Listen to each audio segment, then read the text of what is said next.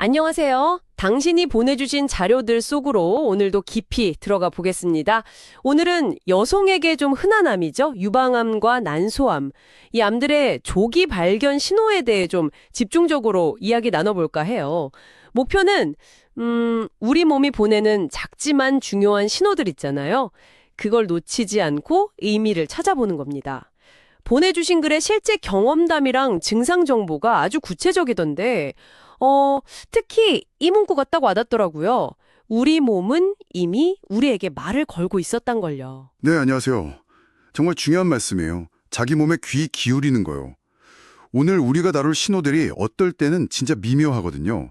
하지만 건강 상태를 알려주는 뭐랄까 결정적인 단서가 될 수 있습니다. 특히 그 자료들 보면 처음엔 에이 설마 하다가 나중에야 아차 하는 경우들이 반복되는 게 참 인상 깊었어요. 맞아요. 그 부분이 정말. 네. 첫 번째 경험담만 봐도 아침에 거울 보는데 가슴 옆쪽이 약간 단단하게 느껴졌지만 별일 아니겠지 하고 넘기셨다는 거. 근데 그 느낌이 계속 남으니까 결국 밤에 중년 여성 유방암 초기 증상 이걸 검색해 보셨다고 하잖아요. 바로 이 지점 같아요. 그냥 스스로 괜찮아 하고 넘어가려는 걸 좀 경계해야 한다는 걸 보여주는 거죠. 자료에서도 유방암 의심 신호로 몇 가지를 짚어주는데 한쪽 가슴 모양이 갑자기 변한다거나 그리고 피부가 그 오렌지 껍질처럼 변하는 거요. 이거 좀 흥미롭던데요. 네, 그 오렌지 껍질 같은 피부 변화, 그거 주목해야 합니다. 자료에서도 이 부분을 좀 강조하고 있죠. 이게 피부 아래 림프관 순환이 잘 안 될 때, 그럴 때 나타날 수 있는 거거든요. 그러니까 유방 안쪽에 어떤 변화가 생겼을 수 있다는 걸 보여주는 굉장히 중요한 시각적인 신호죠. 림프의 흐름에 문제가 생겼다는 뜻일 수도 있고요. 그렇군요. 그냥 피부 문제로만 볼 게 아니네요. 또 자료 보니까 젖꼭지가 예전이랑 다르게 안쪽으로 이렇게 쏙 들어가는 함몰 증상이나 평소랑 다른 분비물이 나오는 거, 이것도 잘 봐야 한다고 하더라고요. 이런 건 혹시 유방 안에 뭐 종양 같은 게 생겨서 조직을 끌어당기거나 그래서 나타날 수도 있는 건가요? 네, 그럴 가능성이 있습니다. 유방 내부 구조에 변화가 생기면 그게 겉으로 드러나는 현상일 수 있으니까요.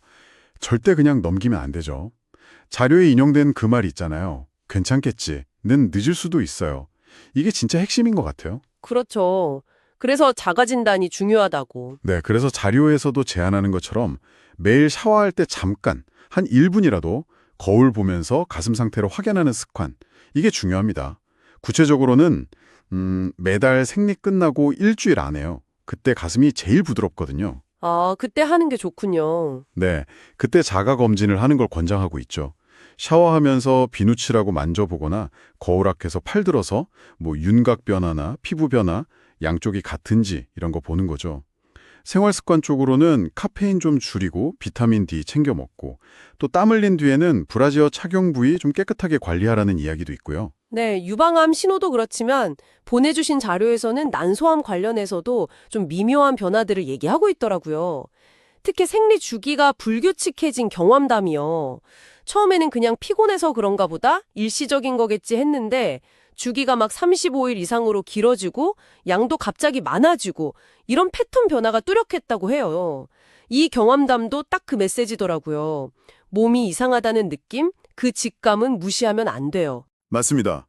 그 생리 주기가 불규칙해지는 거, 이게 단순 피로 이상일 수 있어요. 자료에서도 그 점을 지적하면서 뭐 다낭성 난소 증후군이나 난소 기능 저하 같은 상태와 연관될 수 있다고 하죠.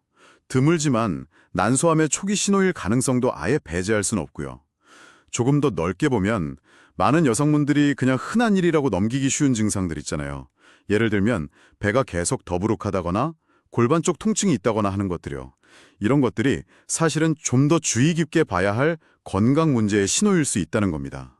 중요한 건 일시적인 변화가 아니라 그 변화가 지속되거나 평소와 다른 패턴을 보이는 걸 알아차리는 거예요. 자, 그럼 오늘 당신의 자료를 통해 쭉 살펴본 이야기들을 좀 정리해 볼까요?